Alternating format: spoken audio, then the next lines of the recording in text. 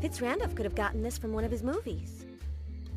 I could move it, but I don't see what for. I haven't listened to the radio since my internship at JUNK in Los Angeles. You get sick of it. I don't need it for anything. Pencils.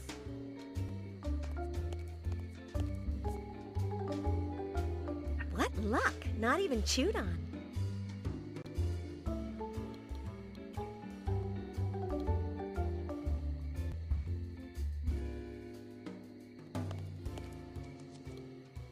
She's not altogether ugly. She's fat and heavy. No. Too many curves. Nice place to curl up with a book. Someone irresponsible like Dan Murray would sit down and... Oh, this sports stuff is so tiring. It's Eva Morte, the Dark Lady. She's evil, perverse, and bad as they come. I don't want it. It's like Mother, but without the designer clothing. This leads to the hall. No, I can get out to the hallway from the other office. It's strange that Fitz Randolph has such an obsolete model. After all, he bankrolls the inventions of Professor Fly, who's designed more advanced phonographs than this. What if I put on some music to dance? On second thought, after they laughed at me at the party, I'm not really in the mood. Fitz Randolph must have dropped it.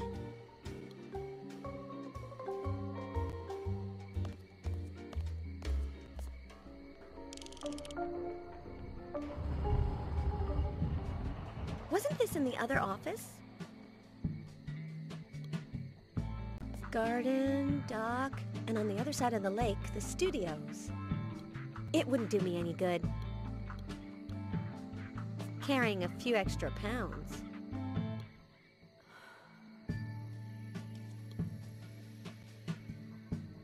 Fitz Randolph is clever. One turn of the phonograph crank, and the table, part of the floor, and the wall turn, and this appears. Listen to what I'm telling you, Liz. The rose-colored bed. William A. Fitz Randolph's Dirty Laundry. A Liz Allaire exclusive. Forget it. The gossip rags don't interest me. This is where Fitz Randolph dictates his letters to his secretary, but only the long ones. No way. Sleep here and you turn into Hannah Montana. An ice bucket, tongs, and a can of caviar.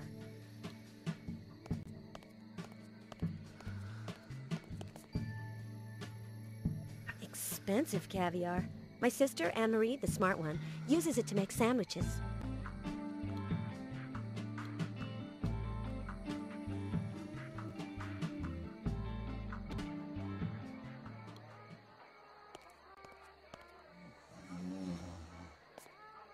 His dinner must not have agreed with him.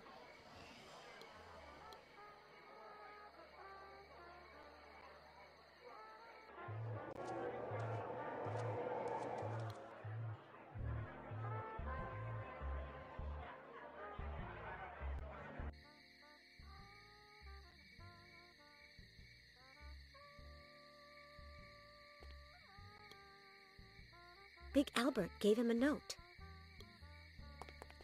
Phil, sweetheart.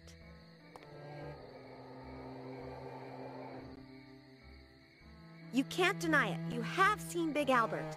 Why deny the obvious? Why try to avoid the unavoidable? Do you have Big Albert's note? No, I ran into the immaterial man in the hall and I gave it to him. Everything meets its end, sooner or later. Do you know what the note said?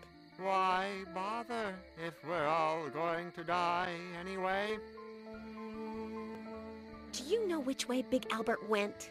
Yes, he went out that I don't know. Why should I pay attention to anything if everything is superfluous? Which way did the immaterial man go? There's only one possible destination. Nothingness, non-existence, death. Clearly, you don't know anything. The only certainty in life is the tomb. Me, I'm not going to expire. It just doesn't interest me. Bad choice. If you do expire, fine, but... And if you don't? Hey, yeah, we'll talk later. If we don't expire first.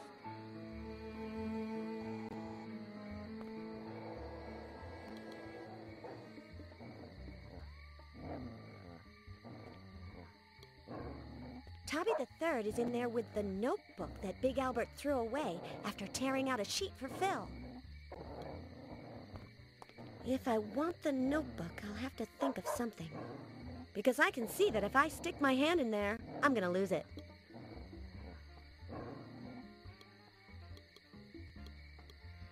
Fitzrandolph and his secretary certainly know how to live it up. And the magic word for today is caviar.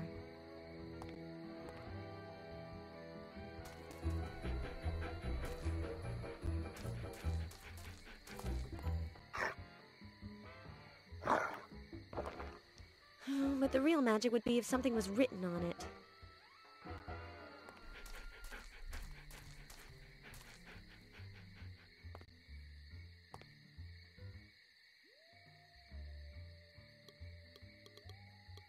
The first page has a faint impression of the note Big Albert wrote.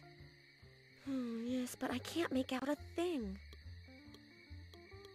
What should I draw? Warehouse, ASAP.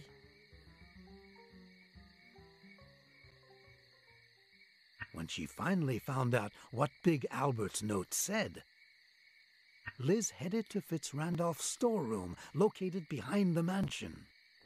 To the warehouse, then. Hopefully Big Albert and Immaterial Man are still there. I'll turn on my tape recorder.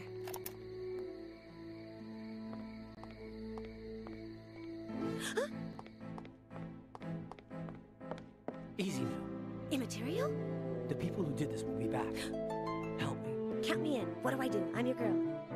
The important part is safe and sound now. We'll simply bury the rest. Lights out.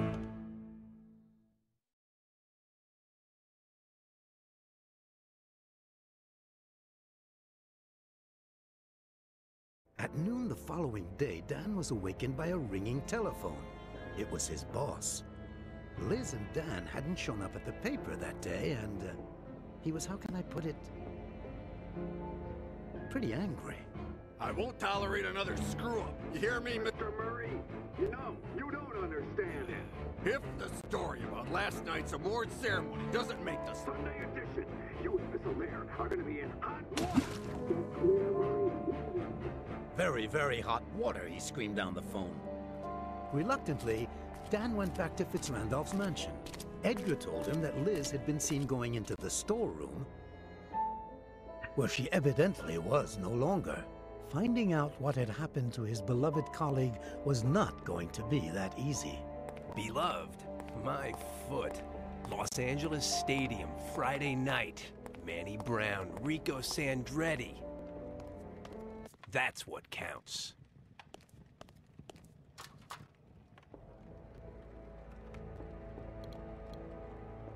It's wood burning.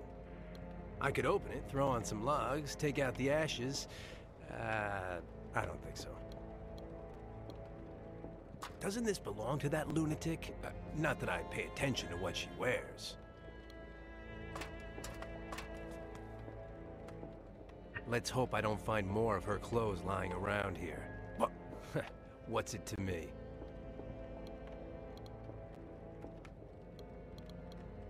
It's Liz's. I'd stake half my salary.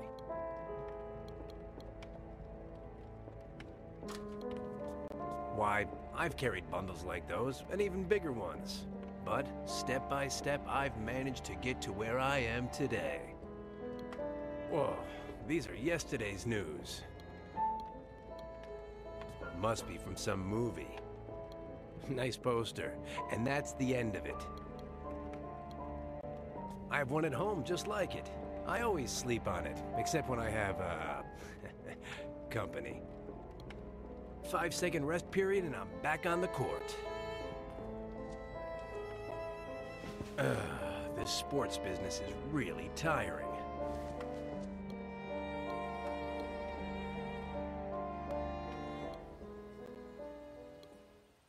An 8-pack. Half my salary, they belong to Octopus Herring. Psychedelic. MKO pansies. Ha! It seems like Willie has some enemies. What am I going to do, erase it with my tongue? I'll pass.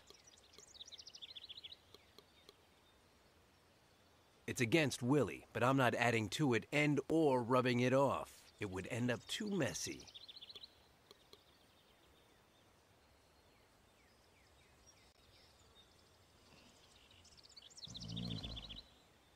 He has the slowest hangovers in all of Mexico. Let him sleep.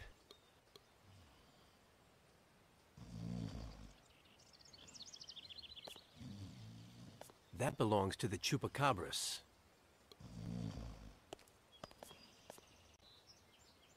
He never plays it in public.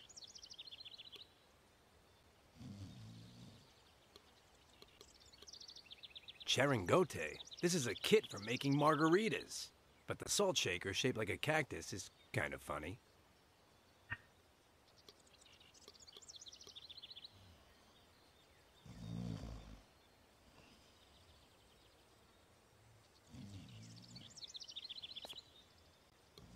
Oh, it's Robo Payne's workshop. What's this? One of the chupacabra's claws. And I thought they were natural.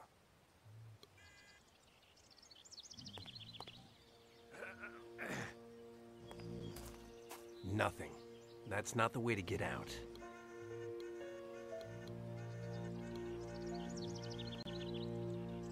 They're in there cleaning up after the party, or something like that.